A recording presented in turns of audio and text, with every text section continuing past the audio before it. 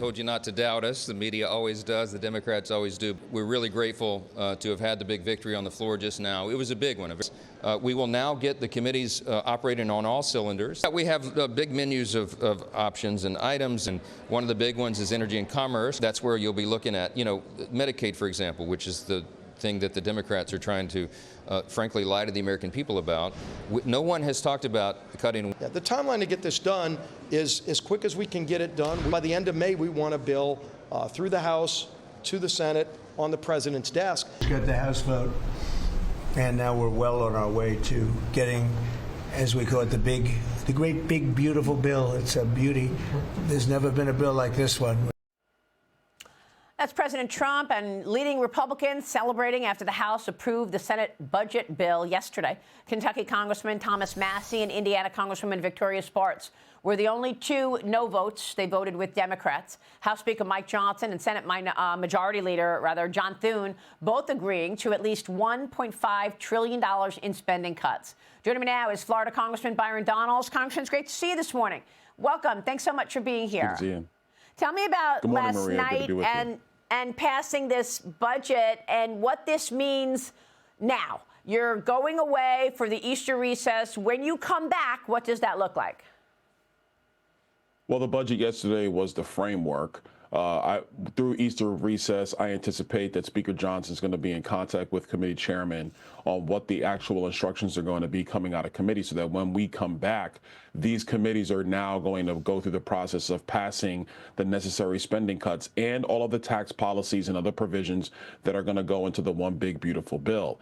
Maria, I got to tell you the truth here. If $1.5 trillion is not the cut line coming out of the House, that bill is not going to pass.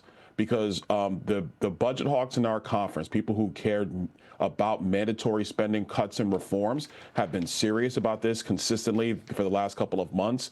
We have to cut mandatory spending. It is not an option for the future health of the United States. So for the House and for the Senate, let's be clear right now. If you're not cutting $1.5 trillion, this budget will not pass out of Congress. So. Okay, we know that 76% of the spending goes to the mandatory programs. That's Social Security, Medicare, Medicaid.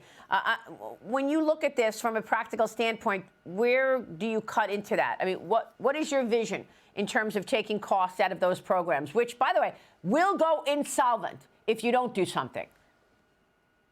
So a couple things. One, Social Security cannot be touched in budget reconciliation. So that's off the table, can't go there.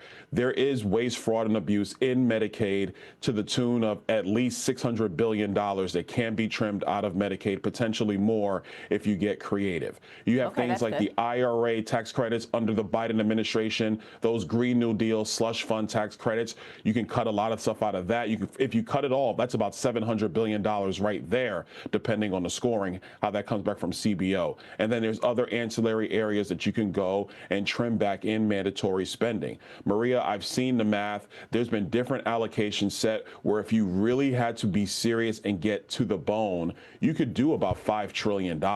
And that's not even what we're talking about. We're saying if you cut about $1.5 trillion, you can do a lot of stuff in waste, fraud, and abuse. You can get rid of unnecessary Green New Deal tax credit schemes that Joe Biden put into place that no Republican voted for, by the way. Not one Republican voted for that stuff. If you go into there and that's where you kind of cut, you can get to $1.5 trillion.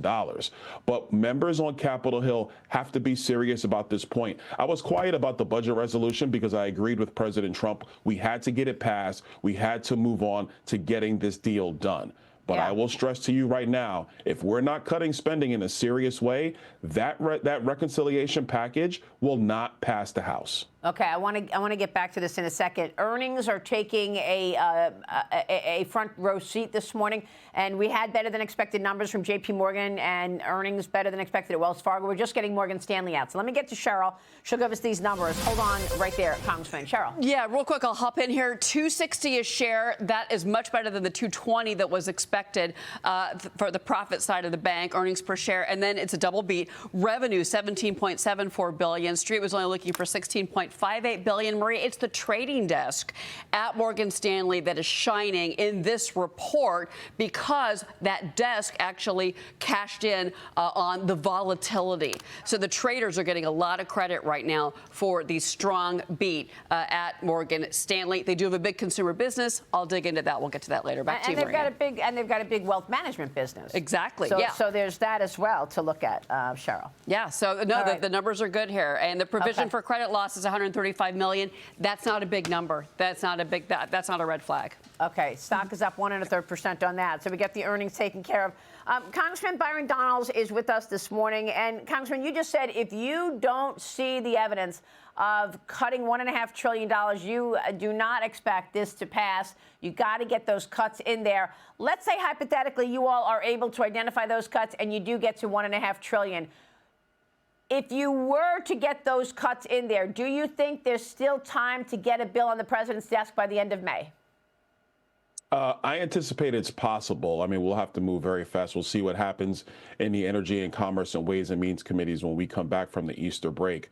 So it's possible to make that deadline. I think what's going to have to happen is while this stuff is happening in the House and Senate committees, there's going to be a lot of negotiation behind the scenes between leadership in both chambers, between members in both chambers, because everybody's got to advance the agenda. And it's not just the tax cut policies of President Trump. It's also the money for deportations that Tom Homan and Kristi Noem needs. It's new defense money that we definitely need to modernize the Department of Defense. There's mining, there's environmental regulations, energy regulations that have to go into this package as well. There's a lot of stuff in this agenda that is pro-growth for the United States, but we have to be very clear. The fiscal health and the fiscal trajectory of America is not good, Maria. And if you don't start cutting, it's not all of the pro-growth aspects aren't going to be able to help the United States economy and the United States government live within its means. Yeah, by the way, this is why we're talking about the dollar this morning. The dollar is getting crushed. And part of the reason that we're seeing the dollar trade down is because of this notion that we need foreigners to buy U.S. assets. And, you know, we're in an environment right now where you are seeing a little anti-Americanism because people are upset about the tariffs. Now, President Trump seems to be keeping his allies close while keeping the boot on the neck of China. So we'll be watching this. But, you know, markets are watching your work as well. You know that, Congressman. I mean, the House also passed the SAVE Act yesterday. This is also I want to talk to you about because it requires proof of citizenship when registering to vote in federal elections. Well, thank you. All Democrats voted against it. How is this possible that your colleagues vote against something that's actually the law? Senate Minority Leader Chuck Schumer said that the bill is dead on arrival when it gets to that chamber. He called it a how-to guide for voter suppression, claiming that it makes it harder for women who take their partner's last names to vote. What? Your response? My response is Chuck Schumer's lying again when it comes to actual voting policy to protect the franchise for the American people. Number one, there's this thing called Real ID, which every state in the country now complies with, which actually protects women who go through the process of changing their name. So Chuck Schumer's lying and he's gaslighting. People need to remember that back in, I think it was 2022, you had Chuck Schumer, Joe Biden, Kamala Harris, Nancy Pelosi, who were up in arms when Georgia changed their voting laws, rightly, mind you, and they followed the Florida model when it came to election law. And they went down to Georgia calling it Jim Crow 2.0, and they were lying because the facts were more black people in Georgia voted in the midterm elections than in the history of the state of Georgia. So once again, the Democrats are gaslighting. They are lying. They should be joining us to protect the franchise of voting in the United States of America. One thing I'll add is we've had more than 30 million people come into our country illegally. We've already seen through the work of Doge that they have had access to register into all kind of programs. So all we're saying is proof of citizenship to make sure you're voting in American elections. It's this common sense stuff. Once again, the Democrats simply are not serious. They would prefer to gaslight than do what's right on behalf of the American people. And maybe prefer illegals voting. I mean, you know, how else can you look at it, Congressman? It's unbelievable. Great to talk with you, sir. Thanks so much. Thank you. All right.